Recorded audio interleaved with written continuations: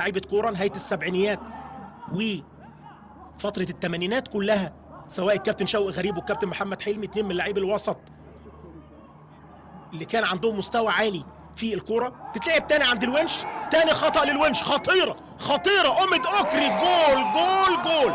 الونش بالخطأ الثاني بعد ما اخطأ، جول هدف لأمد أكري. وبص اخطاء بقى المدافعين، محمود حمدي الونش اللي قدم مستويات جيده في الدور الاول، انما اخطاء تكلف فرقته اهداف في منتهى الصعوبه مع الدقيقه 22. 1-0 للانتاج الحربي، ولسه بنتكلم من 3 ضربه حره. محمود فتح الله وطارق طه هيلعبها طارق، جامده، جول مش ممكن. 2-0 بطل السوبر متاخر امام الهجوم الحربي لفريق الانتاج. حيرتينا يا كوره، دوختينا يا كوره ببطوله في الكوره المصريه بهدفين، انما بص شوف طارق عملها الراجل في منتهى الجمال.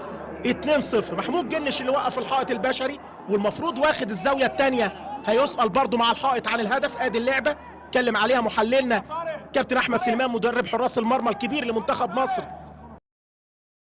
الوقت اللي جاي بعد ما اتأزمت عليه العمليه طوال 43 دقيقه، محمد ابراهيم يا ولد يا لعيب، خطيره، ابو الفتوح خطيره مش ممكن، باولو جول هدف لنادي الزمالك يفرق كتير في مجريات الامور. انما ابو الفتوح كان هيسجل، تيجي في العارضه تطلع طلقه من رجل ابو الفتوح ويكمل حسام باولو. الزمالك يحضر بجون مع الثواني والدقائق الاخيره. الدقيقه 44 2-1 لصالح الانتاج الحربي بعد ما سدد ابو الفتوح.